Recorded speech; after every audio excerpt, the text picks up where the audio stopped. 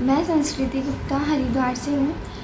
Corona के चलते हम सबकी लाइफ में बहुत से बदलाव आए हैं, तो मैं डीजी सर से पूछना चाहती हूँ कि उनकी लाइफ में क्या बदलाव आया है।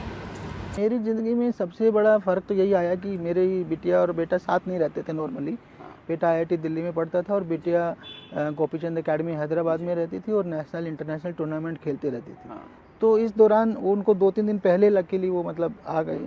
हाँ, और जो है पूरा टाइम हमारे साथ रहे। तो ये बड़ा चेंज है कि जो बच्चे घर पर थे। और तो हमने ये भी देखा कि कई बारी जो चीज़ें अदरवाइज आपकी छूट जाती हैं, बच्चों से इंटरेक्शन और उनका भी छूट जाता है, क्योंकि वो एक ज़िंदगी की दौड़ में बहुत सारी बहुत उपयोगी चीज़ें छूट जाती हैं, वो इस दौरान देखने को मिल रही हैं। बच्चों ने भी कुछ ज़्यादा संस्कार सीखे इस दौरान और हम लोगों को भी अच्छा इंटरेक्ट करने का मौका मिला। बाकी जो अपनी लाइफ है वो यही है कि जो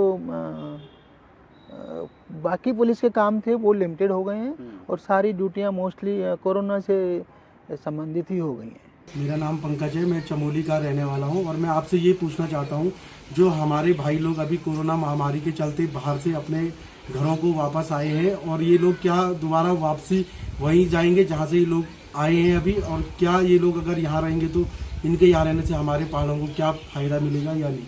मुझे लगता है कि 50-50 मैं कहूँगा, क्योंकि इन 20 सालों में उत्तराखंड ने बहुत कुछ डेवलप किया है, बहुत विकास हुआ है और वेलनेस इंडस्ट्री यहाँ बहुत बड़े स्तर पर आ रही है। जहाँ आपको होटल्स और वो सब हरिद्वार, ऋषिकेश, देहरादून तक दिखते थे, मसूरी तक, अब वो डीप हिल्स में भी दिखने लगे हैं।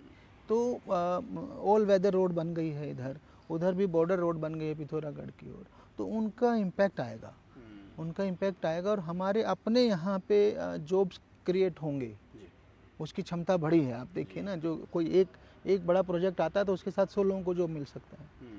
तो अगर उनको 100 लोगों को यहीं जॉब मिलेगा तो मुंबई क्यों जाएंगे?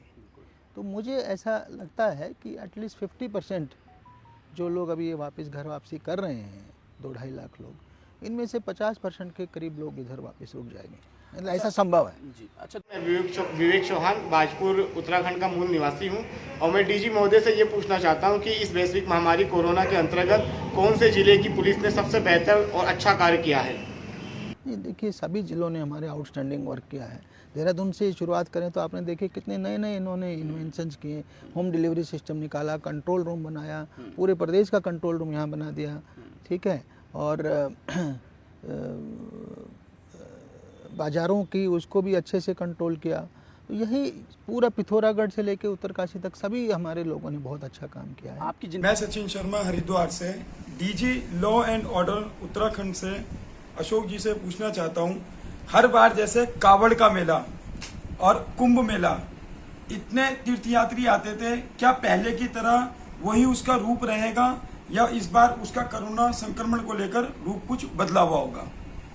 देखिए, कुंभ से पहले अभी कांवड़ आ रहा है और उसमें उसकी मुझे संभावना कम लग रही है अभी कांवड़ की, जो जुलाई में ही आ जाएगा, ठीक है। किंतु कुंभ का अभी थोड़ा ज़्यादा टाइम है, तो अभी से मैं नहीं कह सकता, क्योंकि मुझे एक उम्मीद लग रही है कि सितंबर-अक्टूबर तक सब कुछ नॉर्मल हो जाएगा। जब हो सकता है मेडिसिन आ जाएँ तो सितंबर-अक्टूबर तक पूरे के पूरे जो लाइफ है, अगर नॉर्मल आ गई वापस पटरी पे पूरी तरह, तब कुंभ वैसे ही होगा जैसे होना था। और अगर नहीं आ पाई दिसंबर तक भी, तब उसका इम्पैक्ट बरकरार है। हाँ, संशय बरकरार है, फिर उसका इम्पैक्ट रहेगा कुंभ पर। मेरा नाम हेमंत सैनी है और मैं रुड़की का रहने वाला हूं और मैंने डीजी सर से मेरा क्वेश्चन है कि इस कोरोना काल के दौरान आपके किसी भी पुलिसकर्मी में ड्यूटी ना करने के कोई बहाने मारे हैं? अगर जो बहाने मारे हैं तो वो क्या हैं? देखिए, इस बार की विशेषता यही रही पुलिस ड्यूटियों की कि पुलिस ने स्वेच्छा से अपनी ओर से, जिसे स्वतः स्फूर्त कहते हैं ना, उसके अंदर से प्रेरणा जागी कि एक बहुत बड़ा क्राइसिस समाज के सामने है और इस क्राइसिस में अकेला वो है जो खड़ा है और वो सबको कहीं ना कहीं कुछ ना कुछ हेल्प कर सकता है, हेल्प करने की पोजीशन में है। तो इसलिए उसने स्वेच्छा से ड्यूटी की। हर पुलिस वाले ने 12 घंटे तो कम से कम ड्यूटी की है। और मैंने ऐसे एग्जांपल देखे कि 12 घंटे किसी क्वारंटाइन सेंटर की ड्यूटी करके आ रहा है और आकर के अपने पड़ोस में जो वैसे छोटे बच्चे हैं उनको पढ़ा भी रहा है। हाँ, तो इस तरह का एग्जाम्पल देखने को मिला। तो ये अपनी प्रेरणा से लोगों ने किया है।